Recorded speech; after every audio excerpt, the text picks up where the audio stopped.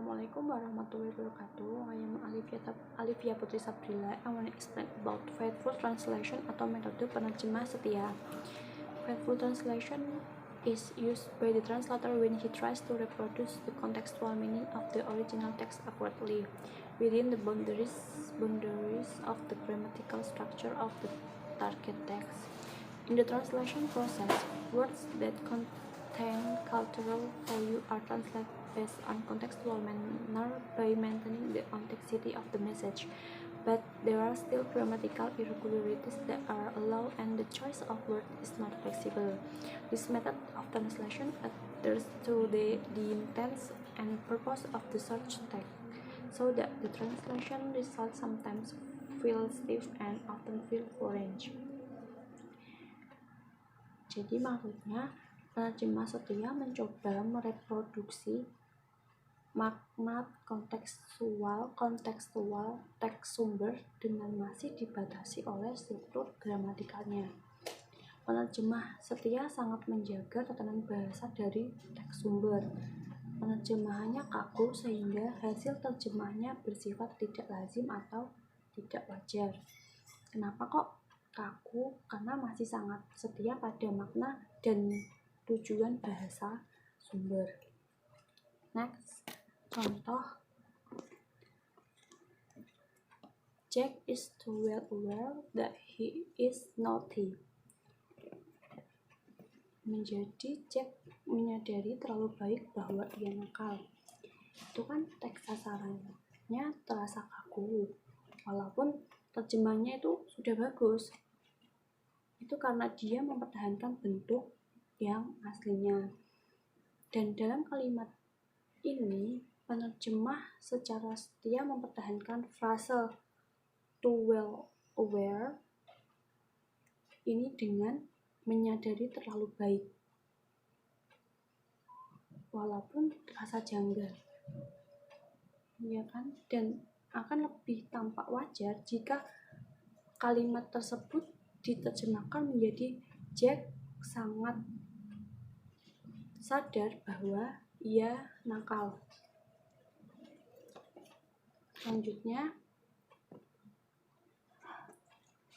semantic translation. Semantic translation is more flexible than faithful translation. Faithful translation is more rigid and does not compromise with the rules of the target language or is more tied to the search language. Whereas semantic translation is more flexible with the target language. Unlike faithful translation, semantic translation must consider the aesthetic element of the search language text by compromising the meaning as long as it is still within the limits of reasonable. Penerjemahan semantis berfokus pada bahasa sumber. Dibanding metode setia tadi, penerjemah semantis lebih fleksibel.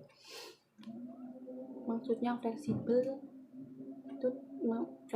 terhadap bahasa sasaran. Penerjemah semantis mempertimbangkan unsur estetik bahasa sumber dengan cara mengkompromikan makna selama masih dalam batas wajar, dan penerjemah semantis sangat menekankan pada penggunaan istilah dan ungkapan-ungkapan. Contoh pertama yaitu he is a bookworm. Dia seorang kutu buku. Pada contoh pertama, bookworm diterjemahkan secara fleksibel sesuai dengan konteks budaya. Makna dari ungkapan di atas adalah dia laki-laki, orang yang suka membaca buku. Orang yang suka membaca buku dalam budaya masyarakat barat dikenal dengan a bookworm, sedangkan di Indonesia orang yang suka membaca buku disebut kutu buku. Dan kata worm yang bermakna cacing dalam budaya barat sepadan dengan kutu di Indonesia karena merujuk pada benda yang maknanya sama, yaitu seekor binatang kecil. Kemudian yang kedua, he is wearing wearing a heavy jacket. Dia memakai sebuah jaket tebal. Contoh kedua diterjemahkan dengan mempertahankan struktur semantis. Secara semantis, kata heavy berarti tebal sesuai dengan jaketnya dan tidak mungkin diartikan secara harfiah berdasarkan kamus yang berarti berat, ya kan? Jadi semantis ini fleksibel ya, menyesuaikan. Next, selanjutnya adaptation translation atau metode saduran atau adaptasi. Newmark states that this adaptation method is called the first form of translation and the closest to the target language.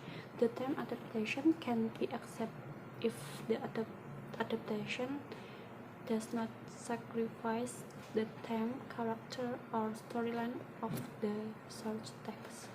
This adaptation translation method is widely used to translate poetry and drama. In the process of translating this adaptation, a cultural shift occurs from the source language to the target language, and the source text is rewritten, then adapted into the target text. Maksudnya, metode adaptasi atau saduran ini yaitu metode paling bebas dan paling dekat dengan bahasa sasaran. Biasanya digunakan untuk menerjemahkan drama atau puisi. Kita akan menerjemahkannya dengan menyadur, tapi tetap mempertahankan tema, karakter, dan alur.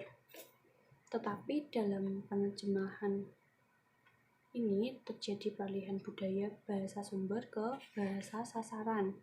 Yang dipertahankan hanya tema, karakter, dan alur cerita, sehingga pembaca cerita tersebut atau pembaca puisi tersebut, orang-orang akan merasakan hal yang sama pengaruhnya. Misalkan tegang dalam bahasa aslinya, maka bahasa terjemahnya orang-orang membacanya juga harus tegang. Next, di sini ada contoh drama dari Shakespeare yang berjudul Macbeth, kemudian disadur oleh W.S. Rendra. Dalam penerjemah itu, W.S. Rendra tetap mempertahankan semua karakter dalam naskah asli dan alur ceritanya juga dipertahankan, tetapi dialognya sudah disadur dan disesuaikan dengan budaya Indonesia sehingga feel-nya dapat gitu. Contohnya Hey Jude, Don't Make It Bad. Hey Jude terjemahkan menjadi kasih.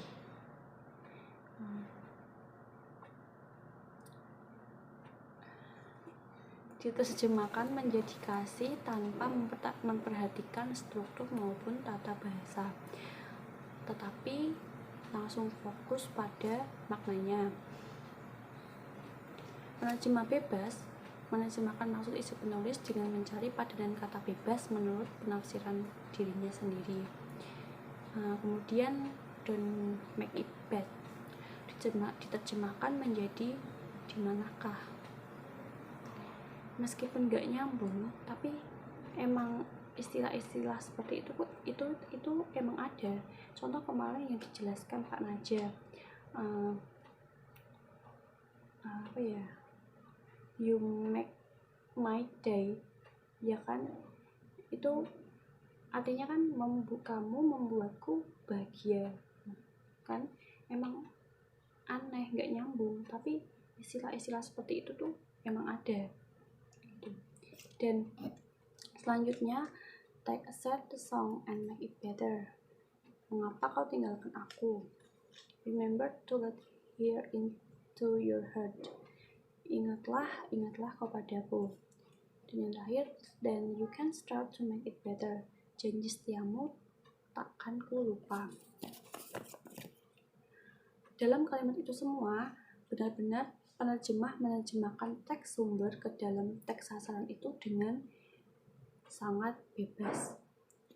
Cukup dari saya, selanjutnya akan dilanjutkan oleh teman saya.